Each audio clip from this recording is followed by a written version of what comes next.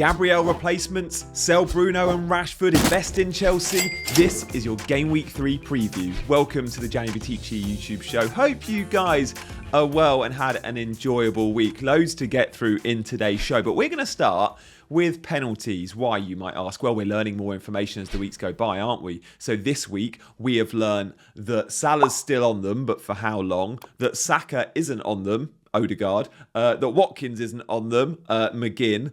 Enzo took one for Chelsea, but will he take the next one because he missed? We're learning lots about penalties, and it's really interesting when we look at some of the numbers from last season, because penalties in FPL are so valuable. So if we look at some of the teams last season, how many penalties they won, it's worth an extra 10 goals a season for your FPL asset if he's on pens. Man City, 10 penalties last season. Huge number. Fulham on 9, Brentford on 8. And actually, it's Brentford I want to talk about, because one player I've not mentioned so far is Mbeumo. Now, he still is on penalties. He's had 2 and he's scored 2. Such a valuable thing in FPL. Mbeumo's FPL season so far has been determined by some non-penalty points, but mainly from penalty points. Absolutely huge for the 6.5 midfielder. So when we look at top targets this week, I want to start talking about Mbeumo, who, by the way, has the highest XG of any midfielder in the game, non-penalty, right? So he's already clocking great XG in some points for his contributions away from pens. Then when you add penalties on, it's like, this guy's an amazing asset. And we kind of knew that. But it's interesting because without Tony in the team, Mbeumo becomes, at times, more of a focal point, although he's still playing wide. But he also has the responsibility of pens. And we know from the list we've just looked at, Brentford get a lot of pens. Now, I can't sit here, I'd need more than this 15-minute show to tell you why I think Brentford get more pens and why Man City and Fulham got loads of pens last season. But Brentford are a team, we know from last year, get loads of pens, and already this year they've had 2 and scored 2. So Mbeumo makes complete sense. For those of you that aren't on him, we should probably be looking in our top target section right now, how do we accommodate him in our teams? Now, the big dilemma you might have is you've got midfielders you don't want to sell, right? But it comes down to who do you want more. I'm not willing to sell Mitoma, for example, to accommodate Mbeumo, but maybe I need to be willing to sell Martinelli or Rashford. Now, I'm not going to be selling them, I don't think, in Game Week 3, because I love the fixture Martinelli and Rashford have. But come Game Week 4, it's like, yeah, that might be when you jump ship. So really interesting there on Mbeumo, and definitely someone I think just should be on our radar if he's not already. And I know he was loved pre-Game Week 1 by those that really did invest in the penalty appeal, and fair play to those managers that did. But look, away from Brentford, what are the top targets this week? Because we're learning more as the weeks go on, and one of the standout performances of the weekend just gone was Man City's performance against Newcastle, completely dominant. Now, who got the headlines?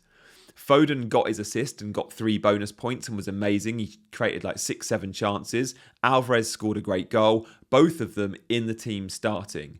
But can we count on that long term with no KDB in the side?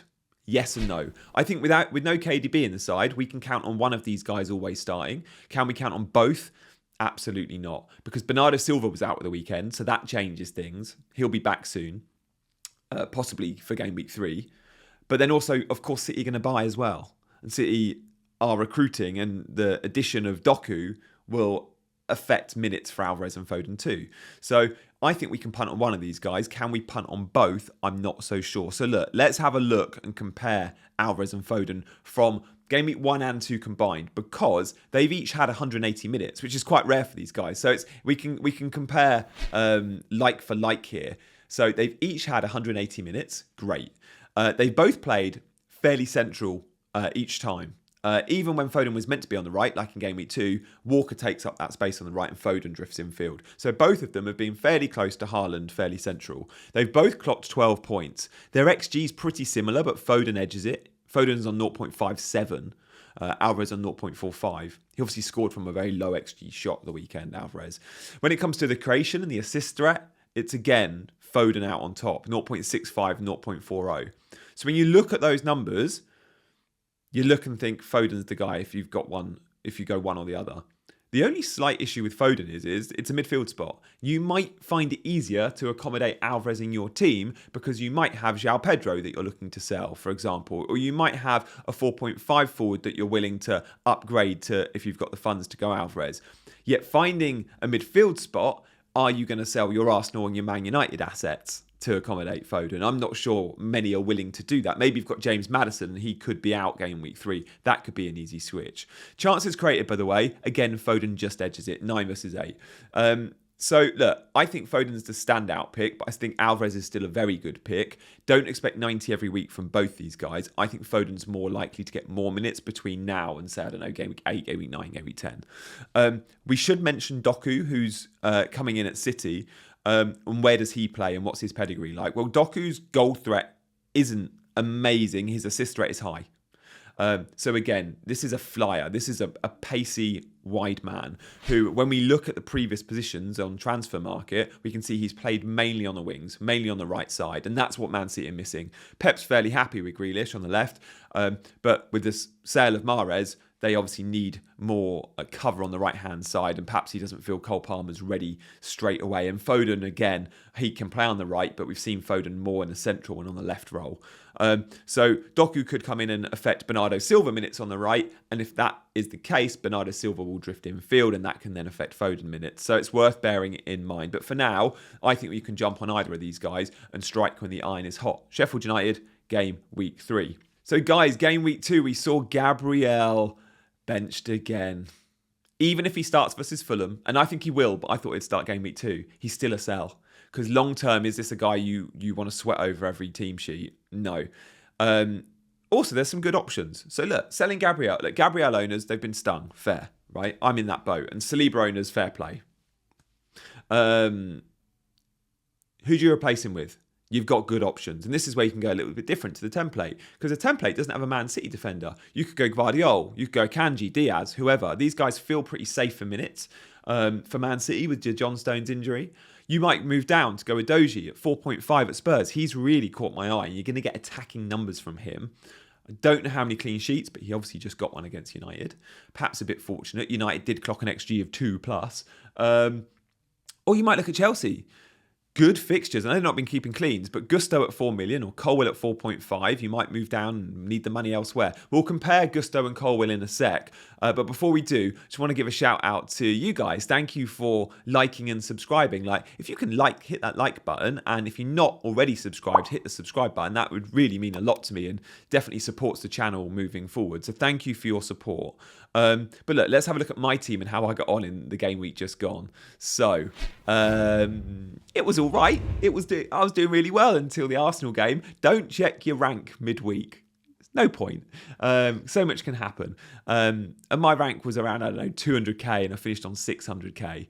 And that's because I didn't own Saliba and own Gabriel. Still hurts, that one. 11-point swing is huge. And game week 1 and 2, Saliba's clocked 11 more points than Gabriel. Some of you heard the team news, the leaks. I didn't. And I do think leaks pre-game week 1 ruin it a bit for FPL. I'm not going to lie. That deadline should be moved. It's not a level playing field, is it? Really?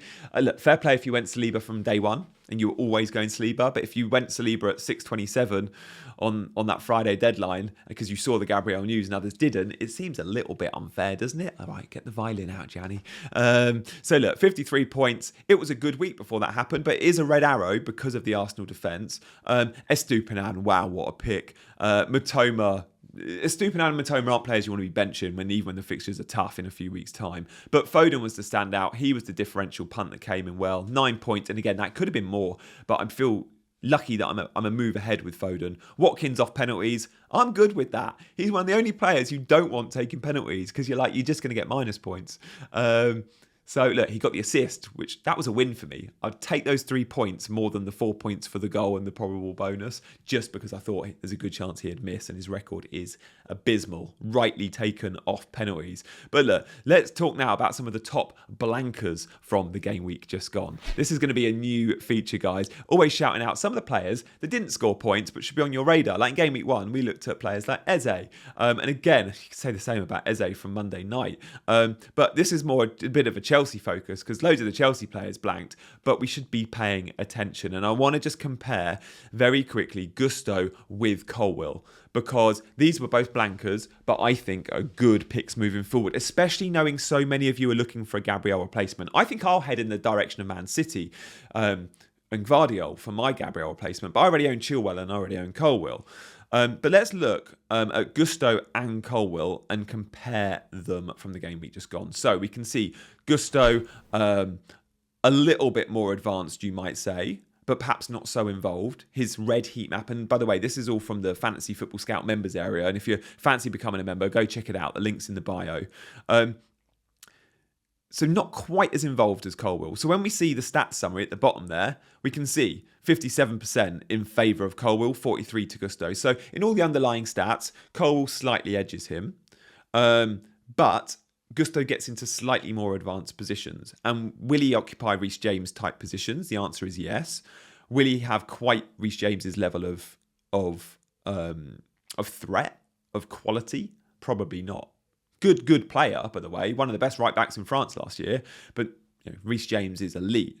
Saying that, he's 4 million and he's guaranteed to start at the moment. When Reece James is back, you've got a headache. That's why I prefer Colwill. We don't really want to be spending transfers on defenders, like on 4 million defenders at least. That kind of lower end defender, you kind of want your glue guys, your set and forget. And Colwill will be that. Gusto will be in and out of the team every time Reece James is injured. But for the immediate fixtures, if you can only afford Gusto, a good solid pick at 4 million. But other good top blankers at Chelsea, Sterling and Jackson. Are we buying Jackson this game week? And are we replacing Watkins?